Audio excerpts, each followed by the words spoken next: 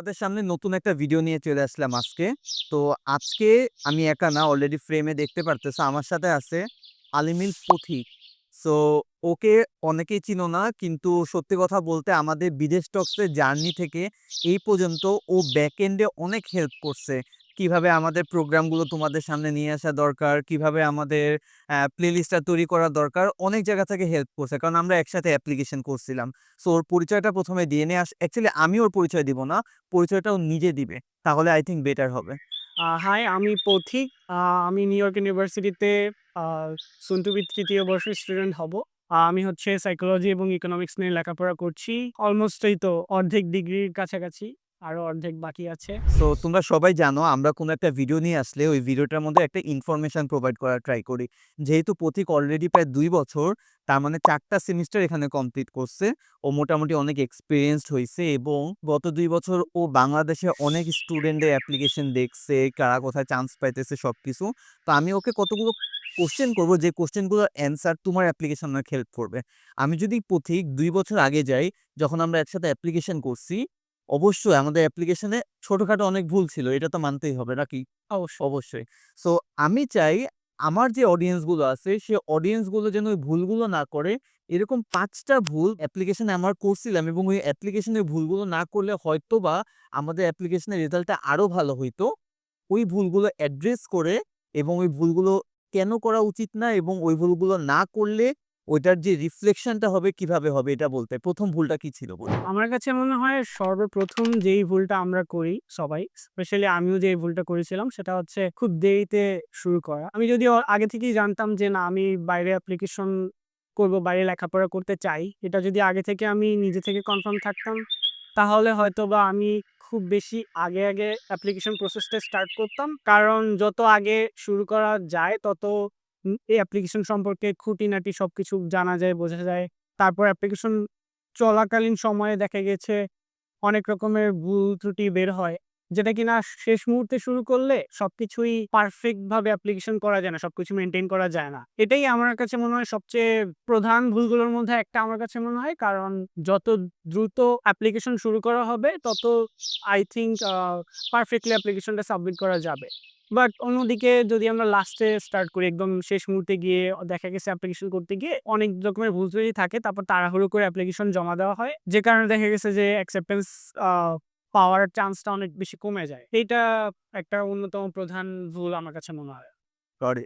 So ভাইয়া যেটা বলতে চাইতেছে সেটা হলো যে, সময় মতো অ্যাপ্লিকেশন করো। অনেক দেরিতে অ্যাপ্লিকেশন করো না। এখন তোমাদের মনে একটা কোয়েশ্চেন আসতে পারে, ভাইয়া তাহলে সঠিক সময়টা কোন সময়? এখন আমরা যখন ভিডিওটা শুট করতেছি সেটা হলো মে মাস। আমি ধরে নিতেছি মে মাসে তোমরা এই ভিডিওটা দেখতেছো।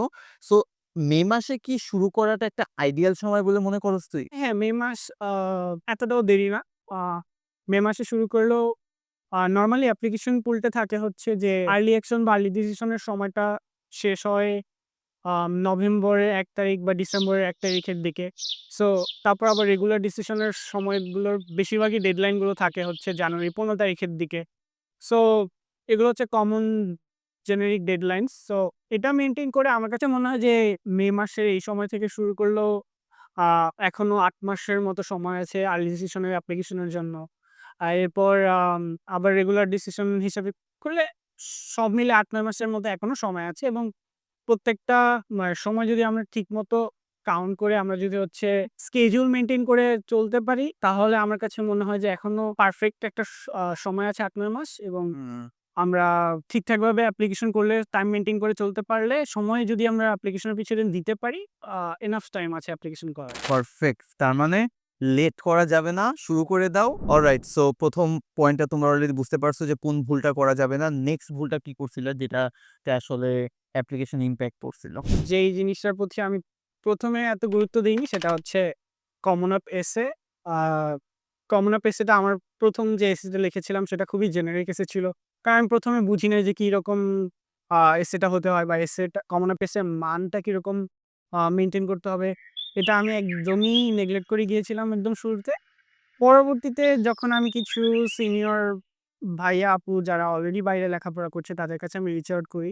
তারা আমাকে একটু গাইডলাইনস দেয় যে এইভাবে লেখা যাবে না এবং কোথায় সমস্যাগুলো ছিল। যেটা আমি অনেক পরে ফাইন্ড আউট করতে পেরেছি। এবং পরে তাদের হচ্ছে মেন্টরিং এর মাধ্যমে আমি নিজের কমন পেসে আরো সুন্দর করে লেখার চেষ্টা করি এবং আমার কাছে মনে হয় কমন এসেটার লাস্টে যখন আমি খুব ভালো করে লিখতে পারি এবং ওইটাই আমার কাছে মনে হয় ওয়ান অফ দ্য ফ্যাক্টর আমি আজকে এখানে আসতে পেরেছি। সো আমার কাছে মনে হয় যে কমন পেসের প্রতি অনেক বেশি গুরুত্ব দেওয়া উচিত। কমন পেসটা খুবই জেনেরিক ভাবে লেখলে আসলে চলবে না। আমার কাছে মনে হয় তৃতীয়ত আরেকটা বিষয় খেয়াল রাখা উচিত সেটা হচ্ছে কলেজ সিলেকশনের ক্ষেত্রে। কারণ আমরা অনেক সময় খেয়াল করি যে ঠিকমতো কলেজ আমাদের অ্যাপ্লিকেশনের মানদণ্ড অনুযায়ী আমরা আমাদের কলেজ বাছাই করতে পারি না অনেকেই। কলেজ লিস্ট শুধুমাত্র হাই র‍্যাংক ইউনিভার্সিটিতে এপ্লাই করলেই চলবে না। আমাদেরকে আমাদের অ্যাপ্লিকেশনের মান বুঝে আমাদের অ্যাপ্লিকেশনের শুধুমাত্র মান না, আমি বলব যে আমাদের কোন ভার্সিটির সাথে আমাদের ভাইবটা ম্যাচ করে, আমাদের পার্সোনালিটি, আমাদের অ্যাপ্লিকেশন ওভারঅল। সো ওই ভাইব ম্যাচ করে ব্যালেন্স একটা মিক্সড একটা কলেজ লিস্ট বানাতে হবে। যেটা কিনা এটার জন্য একটু বেশ ভালোভাবে রিসার্চ করতে হয় এবং ভালো মতো সময় দিয়ে রিসার্চ করে নিজের পার্সোনালিটি বা হচ্ছে নিজের অ্যাপ্লিকেশনের মানের সাথে যায় এমন মানদণ্ড মেইনটেইন করে আমাদের একটা কলেজ লিস্ট বানানো উচিত। পারফেক্ট। সো এরকম করলে চলবে না যে শুধুমাত্র গুগলে সার্চ করলাম top university in the US application করে দিলাম। আগে নিজের প্রোফাইলটা জানো, তারপর সেই প্রোফাইল অনুযায়ী ইউনিভার্সিটি সিলেক্ট করো, শর্ট লিস্ট করো, তারপর অ্যাপ্লিকেশন করো। ৩ টা ভুল তো জেনে ফেলছো। এখন আমরা চলে যাব ৪ নাম্বার ভুলে। চলো। আম আরেকটা বিষয় আমার কাছে মনে হয় অনেকেই আ ফাইন্যান্সিয়ালি ডেডলাইনসটা খেয়াল রাখে না। সো অনেক সময় দেখা গিয়েছে যে অ্যাপ্লিকেশন কমপ্লিট করেছে কিন্তু financial aid application form fill up করেনি। যে কারণে অনেক সময় হয়তোবা অ্যাকসেপ্টেন্স লেটার পেয়ে গিয়েছে। কিন্তু আ দেখা গিয়েছে financial aid form fill up না করার কারণে তা তাদের হয়তোবা ফাইন্যান্সিয়াল এইড দরকার ছিল বা স্কলারশিপ দরকার ছিল সেটার জন্য তারা আ সিলেক্টেড হয়নি। সো এটার জন্য আগেই হচ্ছে আমাদের একটা Google Sheet বানিয়ে আ কবে কোন ভার্সিটি ফাইন্যান্সিয়াল এইড ডেডলাইন আছে সেটা লিখে রাখা। তাহলে সময় মতো সেই ফাইন্যান্সিয়াল এইড ফর্মগুলো ফিল আপ করা যাবে। কারণ অনেকেই এই জিনিসটা ভুল করে। ইয়েস, কারণ এখানে একটা কনফিউশন ক্রিয়েট হয় আমি যা দেখছি হ্যাঁ, যে অ্যাপ্লিকেশন ডেডলাইন আর financial deadline most of the কেসে একই দিনে থাকে, বাট কিছু ইউনিভার্সিটির আগে থাকে। হ্যাঁ। সো আমাদের কি হয়, অ্যাপ্লিকেশন ডেডলাইনটাকে আমরা ফাইন্যান্সিয়াল এইড ডেডলাইন ভাবি, তো ফাইন্যান্সিয়াল এইড এর ডেডলাইনটা মিস হয়ে যায়। আর ফাইন্যান্সিয়াল এইড এর ডেডলাইন মিস হইলে তোমার ফাইন্যান্সিয়াল এইড পাবা না, এইড না পেলে পড়তে পারবা না, রাইট? সো এই জিনিসটা বিশেষ করে অলওয়েজ আমরা বাংলাদেশী। বাংলাদেশে, ও মাই গড! অবশ্যই দরকার। সো আমাদের অলওয়েজ একটা শিট মেইনটেইন করবা যেখানে ফাইন্যান্সিয়াল এইড এর ডেডলাইনও লেখা থাকবে এবং ওইটার যে রিকোয়ারমেন্টস ২ টা আলাদা রিকোয়ারমেন্টস দেখবা ২ টার ওয়েবসাইটে যে আর অ্যাফিলিয়েশন রিকোয়ারমেন্টস, এটা তো আমরা এটা নিয়ে আগেও কথা বলছি, আবার সামনেও কথা বলব। সো এই জিনিসটা অবশ্যই মাথায় রাখবা। Without financial aid it will be really hard for you to study in the United States. Okay? Mistake যদি বলে একবার শুরু করি, এত ভুলের লিস্ট ডাউন করাও পসিবল না। তাই ভিডিওটা লেন্থ না করে মেইন ৫ টা পয়েন্ট নিয়ে কথা বলছি। ৫ নাম্বার যে ভুলটা সেটা কি ছিল? আমার কাছে মনে হয় যে আমি শুরুতে আ আমার এক্সট্রা কারিকুলার এক্টিভিটিসটাকে ঠিকমতো আমি আ ম্যাপিং করতে পারিনি। কারণটা হচ্ছে আমাদেরকে এটা বুঝতে হবে যে আমার প্রোফাইলের সাথে কোন এক্সট্রা কারিকুলার এক্টিভিটিসটা খুব বেশি যায় এবং আমি কোন এক্সট্রা কারিকুলার এক্টিভিটিস এর পিছনে আমি খুব বেশি কমিটেড ছিলাম। তো ঠিকমতো কমিটেড না এমন এক্সট্রা কারিকুলার এক্টিভিটিস যদি আমি কমন আপে শো করি এবং সেটা আমার পার্সোনালিটির সাথে যায় না, তাহলে আমার ওভারঅল অ্যাপ্লিকেশনকে খুব বেশি ডাউনগ্রেড করে আমার কাছে মনে হয়। তো আমার কাছে এই আরেকটা বিষয় যেটা খুবই ইম্পোর্টেন্ট বলে মনে হয় এবং এটার প্রতি গুরুত্ব দেওয়া উচিত সেটা হচ্ছে relevant extra curricular activities show করা এবং যেই এক্টিভিটিসটা আমি খুব বেশি কমিটেড ছিলাম। কারণ এটা আমার পার্সোনালিটি শো করে। এটা আমার হচ্ছে আমি কোন বিষয়বস্তুর পিছনে আমি অনেক বেশি সময় দিয়েছিলাম আদার দ্যান একাডেমিক্স। এটা আমার কাছে মনে হয় আ যারা হচ্ছে অ্যাপ্লিকেশনটা পড়ে তারা এটার প্রতি অনেক বেশি গুরুত্ব দেয় এবং এর ফলে হচ্ছে অনেকেই ঠিকমতো আ গুরুত্ব না দেওয়ার কারণে অনেকেই এই ভুলটা করার কারণে দেখা গেছে যে শুরুতেই অ্যাপ্লিকেশন থেকে বাদ পড়ে যায়। লাইক তাদের হচ্ছে প্রিলিমিনারি রাউন্ডেই হয়তোবা দেখা গিয়েছে তাদের অ্যাপ্লিকেশন কমন আপ অ্যাপ্লিকেশন আর বাতিল করে দিয়েছে। এটা আমার কাছে মনে হয়। অলরাইট। সহজ কথায় বলতে গেলে তোমাদের একটা জিনিস অবশ্যই বুঝতে হবে, এক্সট্রা কারিকুলার এক্টিভিটিস, এক্সট্রা এই ওয়ার্ডটা তোমার পড়ালেখা ঠিক রেখে পড়ালেখার পাশাপাশি কোনো একটা বিষয়ে তোমার কমিটমেন্টটা থাকলে ওইটাই তোমার এক্সট্রা কারিকুলার অ্যাক্টিভিটিস, এবং ওই বিষয়ে যে জিনিসটা খেয়াল রাখবা যে একই সাথে অনেক এক্সট্রা কারিকুলার অ্যাক্টিভিটিস করার দরকার নেই। তোমার প্রোফাইল অনুযায়ী রিলেভেন্ট এক্সট্রা কারিকুলার অ্যাক্টিভিটিসে বেশি টাইম দেওয়া প্রয়োজন, এবং ওইটাতে তোমার এক্সপার্টিসটা প্রয়োজন অনেক বেশি শো করা।